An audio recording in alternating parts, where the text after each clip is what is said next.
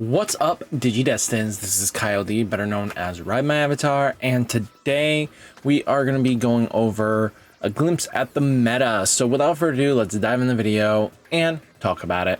So you guys constantly ask me where I get my information from, which is useful tools like digitalgateopen.com, you have Digimon Meta, and you also have Digimon CG Guide. If we take a look, even with this, we kind of get an understanding that there has been an uptick in hunters, there's been an uptick in Gammon, there has been an uptick in Magidra Lilith, well, Magidramon, Duke, you know, the whole thing. Galaxy adventures are pushing up, so it would probably be a good thing to look at the adventure list.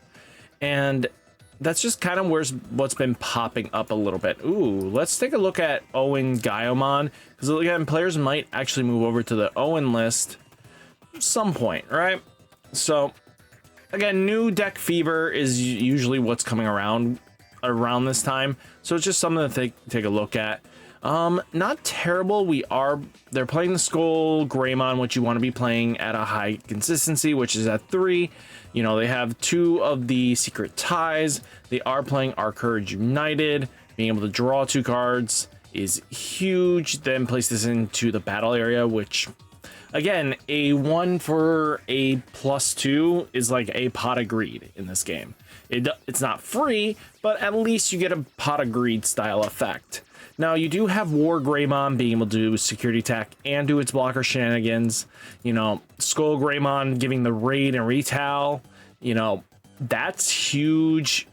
War Greymon Ace being able to add some protection for every 2 colors. Again, this deck has a lot going for it, but if you can outpace it and hit them before they can kind of get their tamers live, you're in a good spot. You know, that is something to think about when it comes down to this deck's vital flaw, is that if they don't get all their tamers online to kind of just get those free effects, they're going to be a sitting duck. So nothing too scary about facing this list.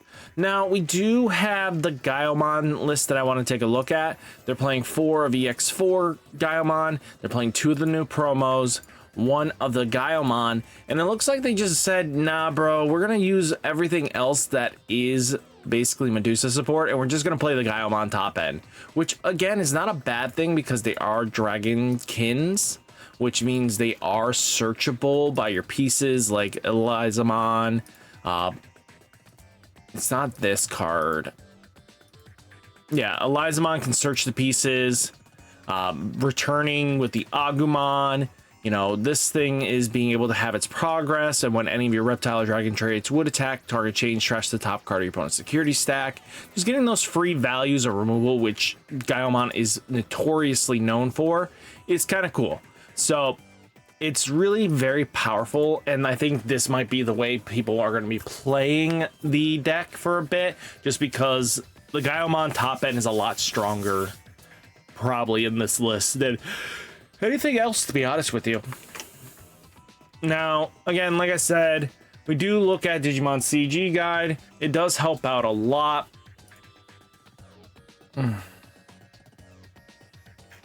Now, you do have, you know, tournaments like this. Purple Hybrid, kind of getting back in the fray. Wouldn't expect playing Pumblewhack, but being able to get the draw is kind of nice when you discard. Same thing with Underworld Calling, just trying to dig to your pieces because you want to get to Duskmon as soon as possible. So you're going to use those abilities to the best of your nature because, again, at least with the Koichi, when it's played, you draw a card, then, you know, trash a card in your hand, so you can kind of just get a neutral plus off the Pumblewhack tosses and stuff. You know, it makes a lot of sense by trashing an option or a ghost. So yeah, they're kind of using like Violet and Boots, Koichi to kind of draw cards. You know, this is going to, by trashing a card with Hybrid, it will gain that memory. But oh, the deck has a lot going for it, and it can be very scary, and we'll see if it long-term actually stays in the meta or not. But it looks like Purple Hybrid is going to be sticking around a lot longer than expected. Now, Venmon, if you guys don't know, with Ragnarok Canet, it's a nasty option, especially comboing in with the Galacticmon. Being able to apply pressure to your opponent is huge. You got Destromon being Destromon, and it all just adds up to what you want to be. with the list. Now, again, we do have none other than Zafiga doing a little bit of shenanigans. Sometimes I do like to check out Zafiga when it's doing decently well, but because players are interested in playing Zafigamon, because again, main pro tag, but definitely it seems like to get this deck to really pop off is you want to have the medieval gallants, and that's super important for the list. So all in all though, looks pretty good for a list in its own right, because again, players are going to adapt to how they want to play the strategy. Zafiga is just really powerful of a deck. When you see its pieces, it's very hard to counteract. So having the deck have its protections like it does really makes it a very powerful option. Now, again, Gammon's doing some crazy shenanigans. They are playing any of the pieces they kind of want. There's no really wrong way of playing the color combination, just because the strongest of brothers helps fix the biggest issue the deck was having, and that was searching his pieces.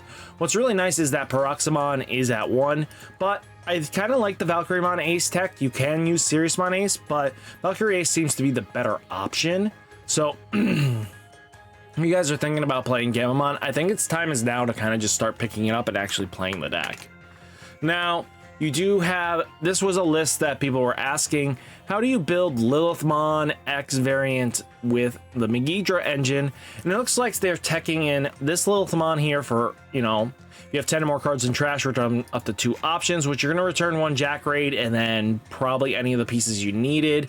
Maybe Calling, maybe Wisdom, or Purple Scramble, just to get the pieces back into your hand as soon as possible. I really do like the Toccato that gives Raid. At the end of the day, it's how the player's preference is, and especially having Lilithmon X as an option.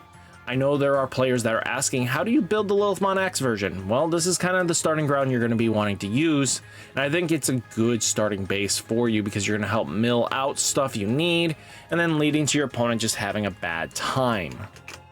Now, again, here's the hero with Shine Greymon, Punchy Boy. So Hero Shine Gray, I know players are going to be very interested in trying to build certain decks variants. You know, you have Shine Greymon. By suspending one of your yellow or red tamers, the Digimon gains security attack 1 plus 3000 DP. It's got Rage. You may delete one of your opponent's Digimon 9000 DP or less.